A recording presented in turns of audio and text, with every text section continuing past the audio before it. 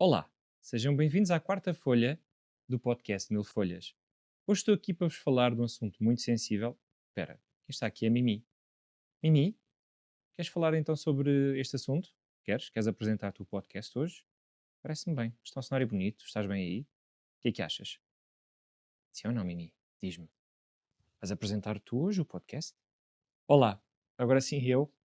Gostaram da Mimi a apresentar o programa? Eu acho que ela devia ficar. O que é que vocês acham? Digam-me nos comentários. Devia ser a Mimi a apresentar o Mil Folhas daqui para a frente. Eu concordo.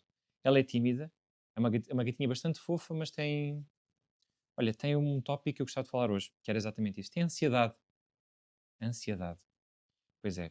Um tópico tão falado nos últimos anos, é um flagelo que tem afetado aqui bastante a sociedade nos últimos anos. Não é que antes não afetasse, mas tem sido cada vez mais falado e felizmente, e cada vez menos estigmatizado. Portanto, não é algo incomum, não estás sozinho neste mundo.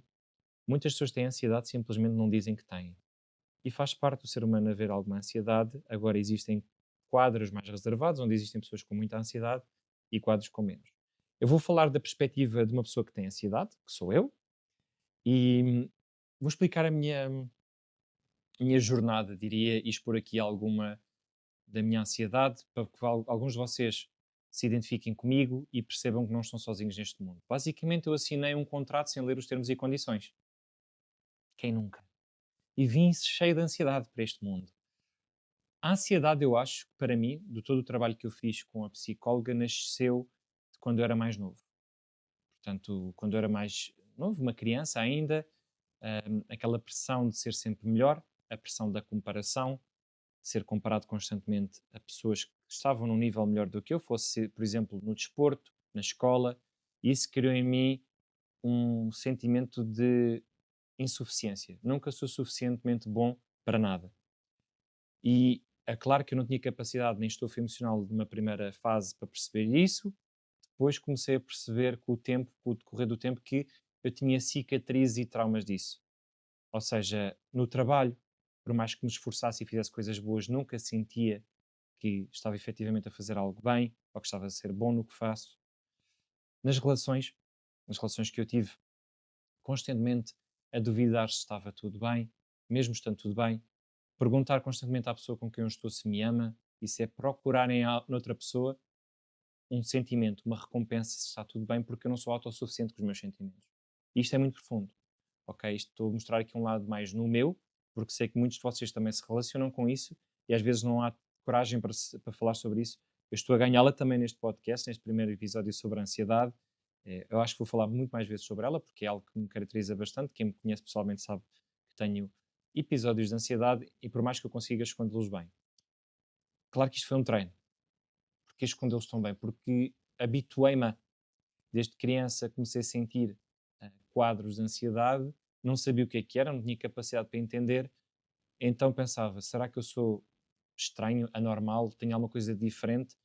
E ficava meio com vergonha e escondia isso. E esses quadros de ansiedade, às vezes, como é que eles se refletem? Em ataques como se fosse quase de asma, sentimento de não conseguires respirar, gaguejar, portanto, sentires que estás a ter uma pessoa a apertar-te a garganta ou uma pena na tua garganta e não consegues falar, congelar simplesmente, estares numa situação completamente normal do teu dia a dia e parece que ficas bloqueado, e acima de tudo, veres tudo no teu dia a dia, se analisar o teu dia a dia, é um dia normal, ser tudo super overwhelming. Ainda hoje eu tenho isto.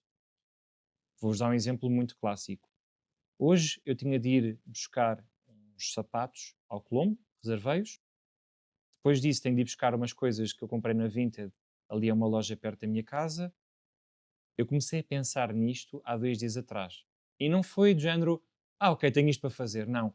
É, se me atraso, estou a gravar o podcast e depois vou apanhar trânsito e depois se eu não apanhar trânsito já não vou conseguir chegar a tempo ao Colombo. Eu fiz a reserva dos ténis, só dura 24 horas, mas é 24 horas a partir do momento que se reserva ou é 24 horas do dia todo? E a Vinted? Depois se não conseguir ir à loja a tempo, depois a pessoa já não recebe o dinheiro a tempo, estou a faltar com a pessoa da Vinted, estou a ser aldrabão, não estou a ser boa pessoa. Onde é que isto já chegou? Percebem? Isto é o desenrolar de um pensamento de uma pessoa ansiosa. Ok? Muitos de vocês, se calhar, também o têm, não sabem o que é que isso é. Não estou a dizer, eu não sou especialista em nenhum de saúde, atenção. Não levem isto como um quadro clínico, como um aconselhamento profissional. É uma história pessoal. Estou a partilhar com vocês algo que eu sinto. E gostava que vocês também partilhassem comigo episódios que vocês sentiram, ok, David, estranho, aconteceu-me isto e isto e isto. E eu adorava, porque eu acho que isto precisa ser muito mais falado e precisa ser muito mais normalizado, ok? Pessoas com ansiedade não são pessoas com problemas de, oh meu Deus, são inaptas na sociedade. Não, são pessoas normalíssimas que têm ansiedade, ok? Vamos normalizar ter ansiedade. Claro que vamos tentar combatê-la, vamos melhorá-la. É como tudo na vida. Nenhum de nós nasce perfeito. Temos nós todos defeitos de fabrico e estamos aqui para os melhorar ou para os manter. Depende da perspectiva da pessoa. Para mim, a ansiedade é como já se fosse um amigo. Um amigo de longa data, com quem eu já tenho alguma afinidade, já sei lidar com ele. Temos episódios menos bons, mas no fundo é uma pessoa que está aqui sempre do meu lado. Eu tenho de aprender a lidar com ela. E não venham com aqueles conselhos lindos. Não são conselhos, são coisas lindas que as pessoas dizem. Ah, está a ter um ataque de ansiedade. Acalma-te. Uau, que conselho bom. Porquê é que eu nunca me lembrei disso? Olha, és sem abrigo, arranja uma casa. Ah, há crise mundial em relação à fome. Comam. Uau, espetáculo. Gostaram desses conselhos? Sabem o que é que eu digo a esses conselhos? O que tem exatamente na minha sweatshirt. Então cala-te. Cala a boca. Está aqui. Como podem ver, Bruna Leixo a representar. Calem-se. Está bem? Tenham mais compaixão. Entendam que estas pessoas não querem ter ansiedade. Ninguém quer. Ah, perguntas a alguém: olha, o que é que tu gostavas de ter ou alcançar na vida? Olha, adorava ter o meu carro de sonho, uma casa de sonho e adorava ser ansioso. Nunca ouvi isso de ninguém. Portanto, as pessoas que têm estas condições ou têm um quadro de ansiedade, o que tentam ao máximo é combatê-lo. E é uma doença silenciosa. Uma doença, condição silenciosa. Aparece do nada, não é fácil. Quando uma pessoa tiver a ter um quadro de ataque de ansiedade, normalmente o que acontece? Ela fica paralisada, pensa que vai morrer, parece que não consegue respirar, parece o início do ataque cardíaco. Há pessoas que têm experiência, já sabem lidar com elas. O que tu tens de fazer quando vis uma pessoa a tê-lo é estar ao lado dela e dizer: está tudo bem, eu estou aqui do teu lado para o que tu precisares. Só isto e fica do lado da pessoa. Diz-lhe: não te vai acontecer nada, daqui a uns minutos falamos e vai estar tudo bem. Eu estou aqui do teu lado para o que tu precisares. Se precisares, chama-me. Eu estou aqui do teu lado, vai tudo correr bem. Se a pessoa continuar-se a sentir mal, é obviamente chamar auxílio médico, o INEM, e eles ajudam. Está bem?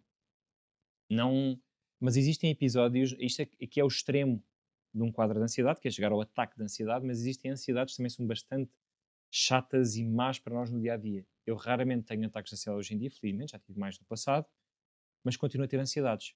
Estas ansiedades bloqueiam muito a minha cabeça. Não só, como vos disse, a fazer um plano do meu dia a dia, passa do 8 para 800, é um plano normal. Levantar uns ténis, uh, ir buscar encomendas da Vinted, isto devia ser super banal. Qualquer pessoa que não tenha um quadro de ansiedade, do género, são dois passos na vida, não demoram nada, não custa nada. Eu já começo a extrapolar algo que não é, isso é ansiedade, e não só. Portanto, eu vou-vos dizer outro exemplo que se calhar é o mais comum e muitas das pessoas se calhar sentem muito mais neste aspecto, quando têm ansiedade, que é as atitudes. Eu, se tiver uma atitude que eu considero menos boa da minha parte para com outra pessoa, eu sou humano e falho e erro, uau, não é novidade nenhuma, eu fico a pensar nisto durante dias. Dias mesmo, literalmente. E às vezes são coisas que são tão importantes para mim e outra pessoa nem sequer notou que eu fui menos simpático ou mais arrogante. Vou-vos dar um exemplo corriqueiro como estou num restaurante, estou a comer, a pessoa serve-me e eu não disse, por exemplo, obrigado. Ou então disse, a comida não estava muito boa. Nunca disse isto assim, por acaso, mas está com pouco sal. É um feedback normal. Não estou a ser mal educado e fico a pensar nisto durante dias. Será que fui mal educado? Coitada do cozinheiro ou da cozinheira. Não devia ter dito isto desta maneira. Porquê é que disse isto de uma maneira tão pouco agradável? De, olha, desculpa, a comida não está muito com sal. Podia depois pôr mais sal, faz favor. Podia-me trazer o saleiro. Algo dentro deste género. Começa a repensar, como nós fazemos quando estamos a tomar banho, cenários de conversa perfeita. Eu começo a pensar se podia ter sido mais simpático ou melhor. E estou a ser humano. Não fiz nada de mal.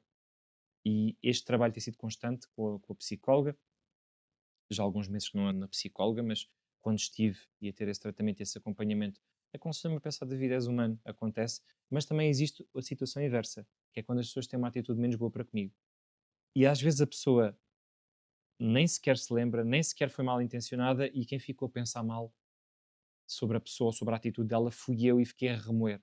E depois há outra coisa da ansiedade, é a incapacidade de expressarmos os nossos sentimentos numa primeira fase, que é, a pessoa agiu mal comigo, eu vou falar com ela e dizer, olha, não gostei da tua atitude, e está tudo bem. És meu amigo por alguma razão, eu devo-te isso, devo-te ser claro em relação aos meus sentimentos, e tu também me deves isso, ser claro com os meus sentimentos. Mas tem uma relação onde nós os dois estamos porque queremos, uma relação de amizade, de amor. Existe amor numa amizade. Eu quero ser aberto contigo e quero que tu sejas aberto comigo. Se eu fui mal para contigo, ou tu para comigo, vamos falar sobre isso. E está tudo bem. Eu gostava que vocês também me dissessem qual é que é a vossa experiência. Se já tiveram outros quadros ou situações de ansiedade onde foram confrontados com o mesmo e não sabiam o que fazer, ou se já tiveram situações de episódios positivos, pessoas que vos ajudaram, ou negativos. Também estamos aqui para ouvir isso. Eu gostava que vocês partilhassem isto cá em baixo. Está bem? Cá em baixo, comentários. Está bem, malta? Eu sinto que isto é muito pouco falado, ainda continua a ser tabu, cada vez menos, felizmente, mas a ansiedade não é só chegar ao extremo onde já não podemos quase fazer nada em relação à mesma, que é pessoas a ter constantemente ataques de ansiedade, onde depois têm de ir para a medicação. Podemos tratá-la antes e se sentires, se este episódio te serviu para alguma coisa e se sentires que há alguma pessoa na tua vida que tem alguma ansiedade, já desconfiaste, envia-lhe hoje uma mensagem ou fala com ela ou marca um café e diz desculpa se foi menos positivo contigo neste aspecto ou neste aspecto, senti que alguma vez tiveste aqui um episódio menos positivo ou mais positivo, tens ansiedade, não tens, fala comigo, be kind, ser simpático, ser afável, demonstrar amor para com as tuas pessoas, sejam amigos ou família, ou pessoas que amas, está bem? Amor, está bem? Todos estamos a passar por coisas menos boas, todos temos as nossas batalhas, portanto, nós também gostamos quando as pessoas nos compreendem e têm empatia para connosco, portanto, faz isso também com as pessoas, está bem?